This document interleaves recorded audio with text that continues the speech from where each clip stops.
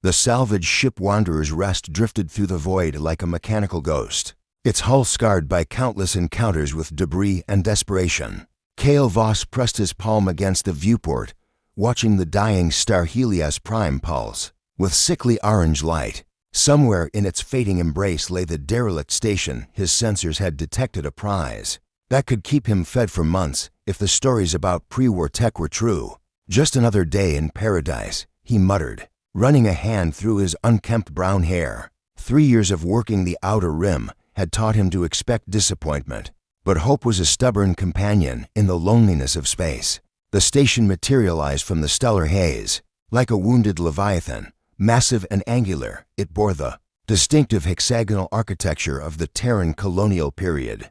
Back when humanity had dreams of empire instead of mere survival. Now it tumbled slowly in the star's death throes, its hull breached in a dozen places. Emergency lights flickering in patterns that spoke of failing systems and fading power. Cale guided his ship toward the main docking bay, noting how the magnetic clamps still functioned despite the station's obvious distress. Automated systems, he breathed, feeling the familiar thrill of discovery. Automated meant valuable. Automated meant salvage rights and enough credits to upgrade his ship's dying life support. The docking bay's atmosphere was thin but breathable, though his scanner warned of elevated radiation levels. Cale pulled on his environmental suit anyway. 3 years of salvage work had taught him never to trust a dying station's word about safety. His boots echoed hollowly as he made his way through corridors lined with frost and shadow. Emergency lighting cast everything in hellish red, and the air recyclers wheezed like dying animals. But there was something else, a sound that made his skin crawl, a low humming, almost musical, that seemed to emanate from the station's very bones. Following the sound led him deeper into the station's heart, past laboratories filled with equipment he didn't recognize and living quarters that looked hastily abandoned. Personal effects scattered on the floor told stories of panic in flight, a child's toy, a wedding ring, a half-finished letter that began, "My dearest Maria, if you're reading this." The humming grew stronger as he approached what his scanner identified as the main power core, but when the blast doors finally cycled open, Cale found himself staring at something that defied every expectation he'd built from years of salvage work. The chamber was vast, its walls lined with crystalline conduits that pulsed with violet energy. At the center, suspended in a web of crackling chains made of pure force, hung a woman unlike any he'd ever seen. Her skin held the pale luminescence of moonlight, and her hair flowed around her like liquid starlight. But it was her eyes that stopped his breath, deep purple, like the heart of a nebula, and filled with a pain so profound it made his chest ache. She turned her head toward him, and when their gazes met, Cale felt something shift in his universe. The humming he'd been hearing wasn't mechanical, it was her voice, a wordless song of suffering that had been calling to him across the void. "Please," she whispered, her voice carrying harmonics that resonated in his bones. "Please help me." The chains that held her pulsed brighter, and she cried out softly, her body convulsing as energy flowed from her into the station's failing systems. Now Cale understood she wasn't a prisoner here. She was the power source, her life force being slowly drained to keep the station's automated systems running. "What are you?" he asked, approaching cautiously. His salvage scanner was going crazy, detecting energy patterns unlike anything in its database. "I am Nyx," she said, her voice growing weaker as the chains drew more power from her. "Of the Solaris. People, they captured us, used us, fed on our emotions, our very essence." Cale's hands moved to his tool belt, pulling out the plasma cutter he used for salvage work. "I can get you out of there." "No." Nyx's eyes widened in alarm. "The feedback could kill us both. These chains, they're designed to punish any attempt at escape." But Cale was already studying the restraints, his salvager's eye cataloging their construction. Energy chains, yes, but old technology. Pre-war, he'd seen similar systems in other derelicts, though never used for something so horrific. "Trust me," he said, meeting her gaze. "I've cut through worse than this." Something passed between them. In that moment, a connection that transcended species and circumstance. Nyx's expression softened, and she nodded slowly. "What's your name?" she asked, Kale Voss, he replied, adjusting the plasma cutter's settings, and I'm getting you out of here. The first chain severed with a shower of sparks, and Nyx screamed as feedback coursed through her body. But Kale didn't stop. He couldn't. The sound of her pain was like a knife in his heart, but he pressed on, cutting through chain after chain, until finally, mercifully, the last restraint snapped. Nyx collapsed, and Kale caught her before she could hit the floor. She was surprisingly light, and her skin felt like silk beneath his hands. For a moment, they simply held each other in the failing light of the dying station, two beings who had found each other in the vast loneliness of space. Thank you, she whispered against his chest, and Kale felt something he hadn't experienced in years. Purpose. Around them, the station began to die as its power source was severed. Emergency klaxons wailed, and the artificial gravity fluctuated wildly. But Kale barely noticed. He was too busy looking into Nyx's eyes, seeing in them not just gratitude, but the beginning of something that would change both their lives forever. We need to go, he said softly, helping her to her feet. This place won't last much longer. Nyx nodded, still weak but determined. There are others, she said. My people. They're scattered across the galaxy, enslaved, used, forgotten. Kale looked at her, understanding flooding through him. This wasn't just a rescue anymore. This was the beginning of something much larger. Then we'll find them, he said, surprised by his own conviction. All of them. As they made their way back through the dying station, Kale realized that his life as a solitary salvager was over. He'd found something worth fighting for and someone worth dying for. The chains that had held Nyx might be broken, but the bonds forming between them felt stronger than any force in the universe. Behind them, the station's death throes echoed through the void, but ahead lay infinite possibility, and in the depths of space, where love was the rarest treasure of all, two hearts began to beat as one. The Wanderer's rest shuddered as another plasma bolt streaked past its starboard wing, the energy discharge painting the cockpit in brief, violent light. Kel's hands flew across the controls, pushing his battered salvage ship beyond its safe operating limits as three sleek pursuit vessels closed the distance behind them. They found us faster than I expected, he grunted, throwing the ship into a spiraling dive toward the Kepler asteroid field. The gravitational anomalies there would make targeting difficult, but navigation would be a nightmare even for someone with his experience. Nyx sat in the co-pilot's seat, her luminescent skin flickering with waves of distress. Since her rescue from the dying station 12 hours ago, she'd grown stronger, but the ordeal had left her emotionally raw. Every spike of fear or anger from their pursuers seemed to wash over her like a physical blow.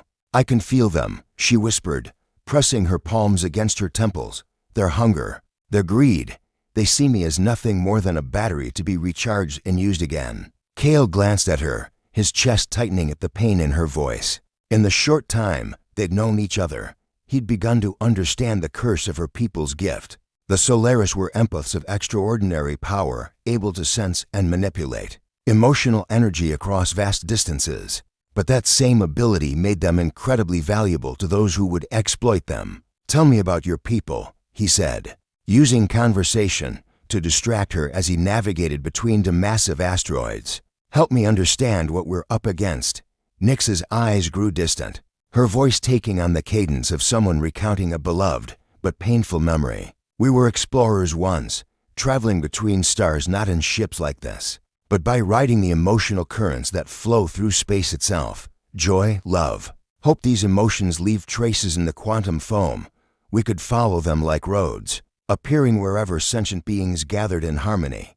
Another plasma bolt grazed their hull, and Kale cursed as warning lights flashed across his console. He dove deeper into the asteroid field, using a rotating chunk of ice and metal as cover, while he rerouted power to the rear shields. Sounds beautiful, he said, genuinely moved by the image she painted.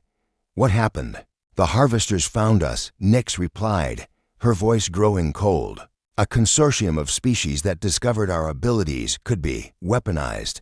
They developed technology to bind us, to force us to generate specific emotions on command. Fear to break enemy morale, despair to crush rebellions, artificial love to make slaves compliant. Cale felt a surge of anger so intense it surprised him. He'd seen plenty of cruelty in his years working the rim: slavery, exploitation, the casual brutality of those with power over those without. But something about Nix's story, about her specifically, made his blood boil.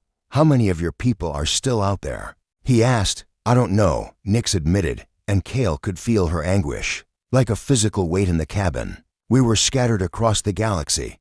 Some were sold to crime syndicates to enhance interrogations, others to military contractors who wanted living weapons. A few were given to wealthy collectors who enjoyed having creatures of pure emotion as entertainment."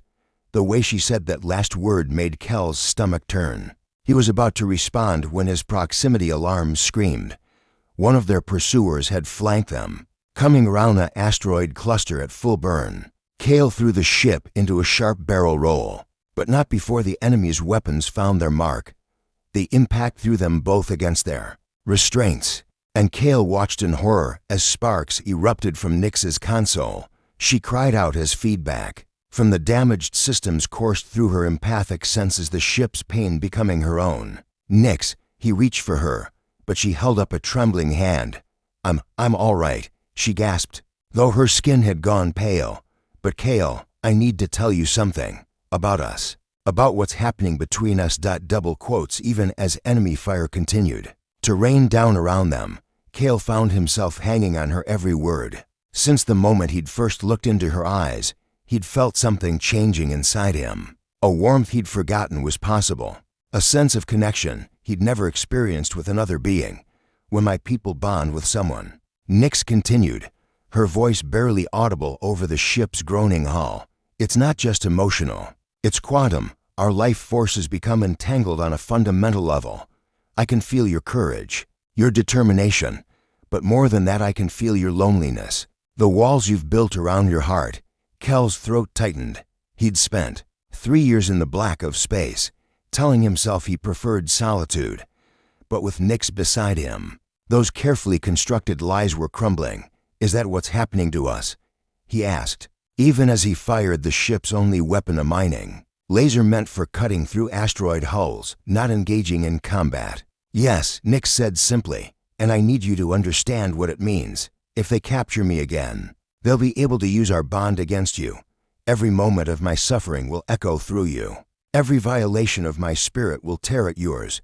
The mining laser found its mark, punching through the lead pursuer's engine compartment in a shower of plasma and debris. But the remaining 2 ships pressed their attack, their more sophisticated weapons slowly overwhelming his failing shields. "Then we make sure they don't catch you," Cale said with a determination that surprised them both. Nix stared at him, her nebula-deep eyes wide with wonder. "You would risk that? The pain, the connection to my suffering?" "Nix," Cale said, reaching across the gap between their seats to take her hand. The moment their skin touched, he felt it, a rush of connection so profound it nearly overwhelmed him. Her emotions flowed into him like starlight, gratitude, hope, and underneath it all, the first tentative stirrings of something deeper. Love, perhaps, or its possibility. "I've been alone so long I'd forgotten what it felt like to care about someone else," he continued, his voice rough with emotion. "If bonding with you means sharing your pain, then I'll take it gladly. Because sharing your joy, your strength, your incredible spirit, that's worth any risk." Tears of liquid light tracked down Nix's cheeks, and when she smiled, it was like watching a star being born. "Then let me show you what we can do together," she said, her grip on his hand tightening. Power flowed between them, not the artificial extraction that had nearly killed her on the station, but a willing exchange of energy and emotion. Cale felt his senses expand, his awareness of the ship and the space around it becoming preternaturally acute. Through Nix's abilities, he could feel the emotional states of their pursuers, cold professionalism mixed with avarice, and the hunt lust of predators closing on prey. But he could also sense something else, a weakness in their formation, a moment of overconfidence as they moved in for the kill. "Now," Nix whispered, and Cale didn't question the certainty in her voice. He pulled back on the controls, bringing the Wanderer's rest up and over in a maneuver that should have been impossible for a ship of its mass. But somehow, with Nix's power flowing through him, he made it work. The two remaining pursuers, caught off guard by the impossible maneuver, collided with each other in a brilliant explosion that lit up the asteroid field like a miniature. Sundaten. The sudden silence that followed. Kale and Nyx sat holding hands, their breathing slowly returning to normal. The quantum bond between them hummed with shared triumph and relief. But underneath it all was something deeper, a recognition that they had found in each other. Not just a companion, but a completion. Where do we go now? Kale asked, though. Part of him didn't care as long as they went together. There's a place, Nyx said, her voice soft with memory. A hidden world where some of my people managed to escape. If we can reach it, we might find others who are willing to fight back. Kale nodded, already plotting a course in his mind. But as he prepared to engage the hyperdrive, Nyx's hand tightened on his. Kale, she said, her voice carrying a note of warning. You should know the path ahead will be dangerous. There are those who profit from our enslavement, and they won't give up easily if we do this. If we try to free my people, there's no going back to your old life. Kale really looked at her, seeing not just the ethereal beauty that had first captured his attention, but the strength and determination that burned within her like a forged fire. This woman had suffered unspeakable horrors, yet still found the courage to hope for something better. How could he offer her anything less than his complete commitment? My old life was just existing, he said, bringing their joined hands to his lips and pressing a gentle kiss to her luminescent skin.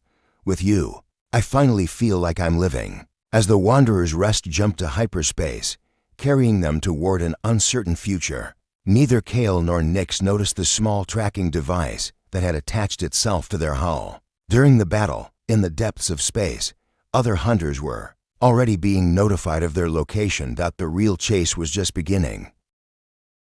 The mining colony of Dust Haven clung to the surface of Kepler 7 like a metallic parasite, its extraction towers piercing the planet's crust in search of rare earth minerals. It was exactly the kind of place Kale had hoped to avoid, lawless, overcrowded, and crawling with the sort of people who asked no questions as long as credits changed hands. But the Wanderer's rest needed repairs, and Nyx needed time to recover from their harrowing escape through the asteroid field. The quantum bond between them had grown stronger over the past 2 days, allowing Kale to feel the lingering exhaustion that racked her body, like an echo of his own fatigue. Stay close, he murmured as they made their way through the colony's main bazaar, his hand resting protectively on the small of her back. Places like this, they're not kind to people who stand out. Nyx had done what she could to mask her otherworldly appearance, covering her luminescent skin with a hooded cloak and keeping her star-bright eyes downcast. But there was still something about her that drew attention, the way she moved, like she was dancing to music only she could hear, the faint shimmer that seemed to follow her even in shadow.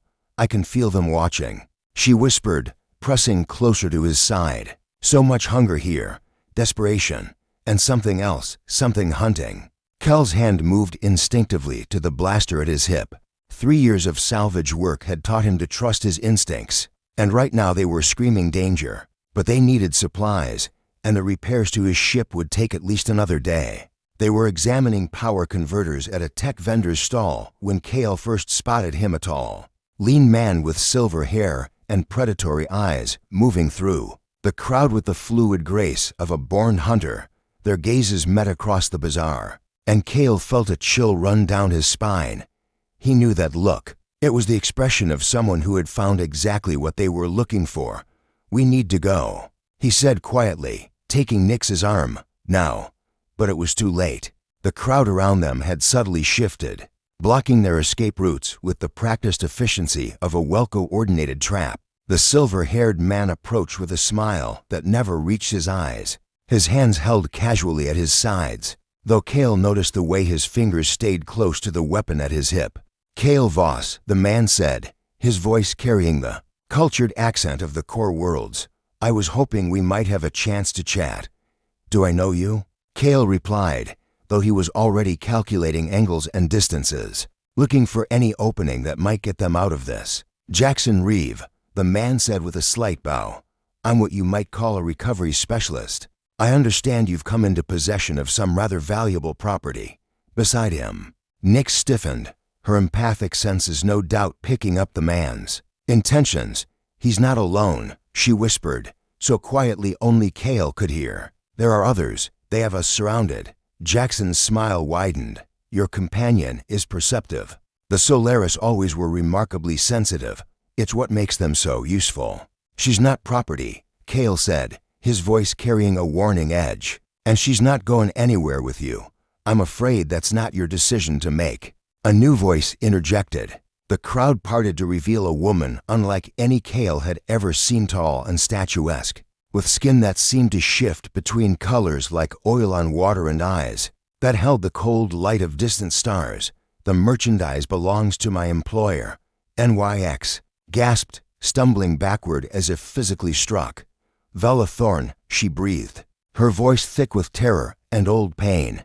The alien woman Vela smiled, revealing teeth like polished obsidian. "Hello, dear one. Did you miss me?" Cale felt Nyx's fear through their bond like ice water in his veins, but it was accompanied by something else, fragments of memory that leaked across their quantum connection.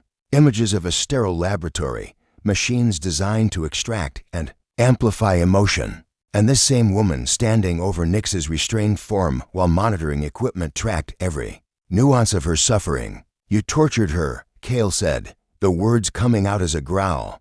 "I refined her," Vela corrected, her tone clinical. "Do you have any idea how difficult it is to properly calibrate an empath? The Solaris are naturally chaotic in their emotional output. I spent months teaching this one to produce exactly the frequencies my clients required." Rage blazed through Cale's mind, his own fury amplified by the echo of Nyx's trauma. He'd never felt anything like it. A burning need to hurt this creature who had caused such pain to someone he was beginning to love. His hand moved toward his weapon, but Jackson's blaster was already drawn and aimed. "I wouldn't," the bounty hunter said mildly. "My employer is willing to pay handsomely for the return of her property." But she didn't specify the condition it needed to be in.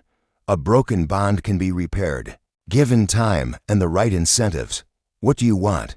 Cale asked, though he already knew the answer. "Simple," Vela replied. "You surrender the empath, and you walk away with enough credits to buy a new ship.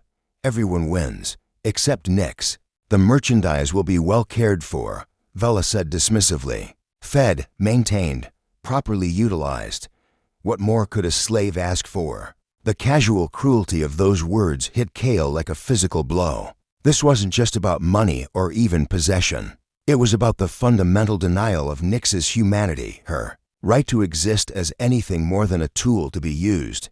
"There's another option," Nyx said suddenly, her voice steady despite the fear Cale could feel radiating from her. She stepped forward, placing herself between Cale and their captors. "You let him go, and I'll come willingly." "No," Cale said immediately, reaching for her. "Absolutely not." "Be quiet," she hissed, her eyes never leaving Vela's face. "This is the only way." But Cale could feel her true intentions through their bond, not surrender, but sacrifice. She was planning something desperate, something that would likely cost her life, but might give him a chance to escape. The realization hit him like a meteor strike. "I said no," he repeated, this time loud, enough for everyone to hear. "We're partners. We face this together, or not at all." Vela laughed, a sound like breaking crystal. "How touching. The little human has bonded with his pet. But tell me, Cale Voss, are you prepared to die for that bond?" Round them, more figures emerged from the crowd, armed mercenaries, alien bounty hunters, even a few locals who had clearly been bought and paid for. They were hopelessly outnumbered, outgunned, and trapped in the middle of a hostile colony with nowhere to run. "Cale," Nyx whispered, her hand finding his. "I need you to trust me." Power flowed between them through their joined hands, not the gentle sharing they'd experienced before, but a torrent of energy that made his vision blur and his heart race. Through their bond, he felt Nyx gathering herself, drawing on reserves of strength he hadn't known she possessed. "When I give the signal," she continued, her voice taking on harmonics that resonated in his bones, "run for the ship. Don't look back. Don't stop. Just run." "I'm not leaving you," he said firmly. "You're not," she replied, and smiled.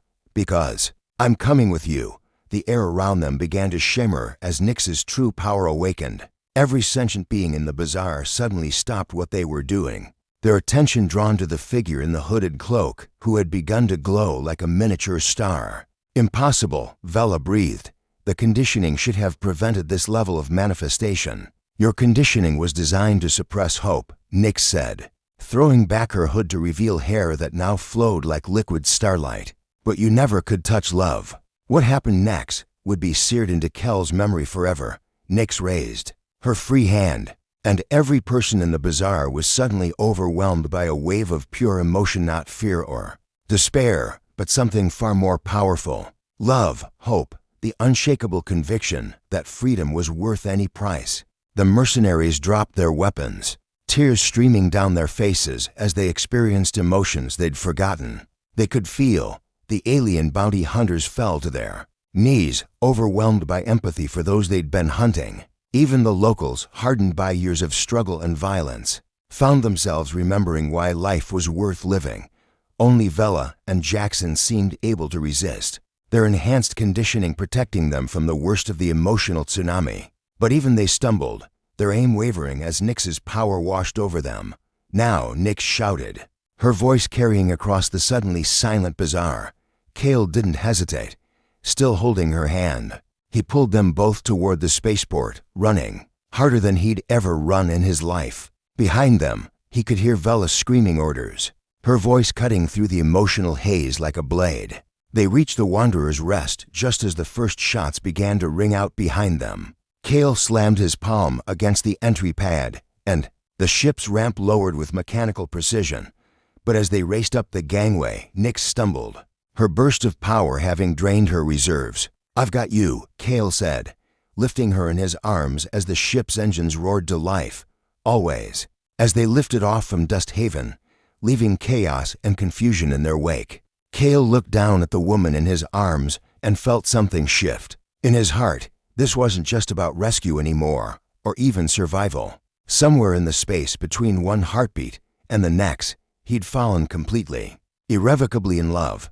And judging by the way Nyx smiled up at him, her star-bright eyes reflecting his own emotions back to him, she felt exactly the same way. But as their ship disappeared into hyperspace,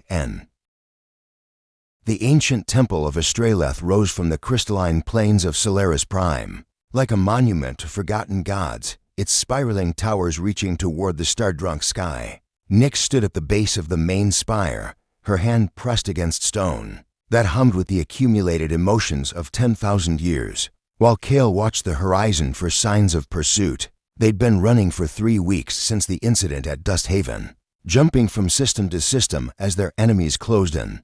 But this world, Nyx's birth world, had been their destination all along. Here, in the heart of her people's ancient sanctuary, lay the only hope of breaking the chains that bound the scattered Solaris to their captors. The resonance chamber, Nyx whispered, her voice filled with equal parts hope and dread. If the stories are true, if it still functions after all these years, it'll work, Kale said with more confidence than he felt. Through their quantum bond, he could sense her uncertainty, the weight of responsibility she carried for every one of her people still in bondage. It has too. The sound of approaching ships cut through the alien twilight like a blade.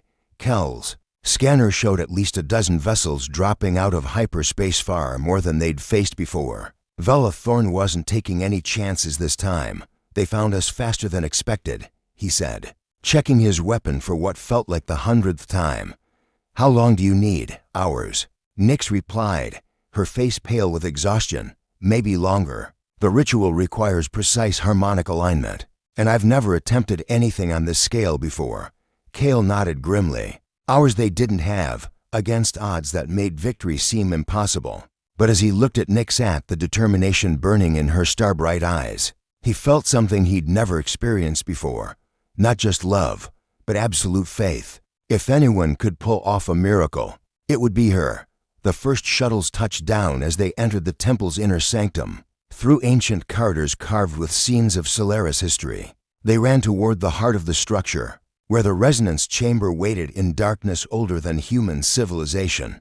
There, Nyx breathed, pointing toward a circular platform, surrounded by towering crystals that pulsed with faint inner light. The focal point of our people's power. From here, an empath of sufficient strength could reach across the galaxy, could touch every Solaris mind simultaneously, and break their conditioning. Kale finished, understanding dawning.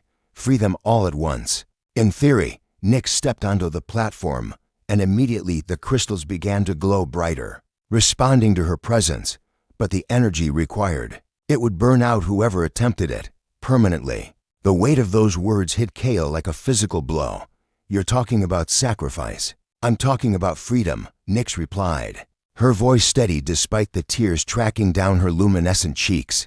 For thousands of my people still trapped in slavery. For future generations who might otherwise face the same fate.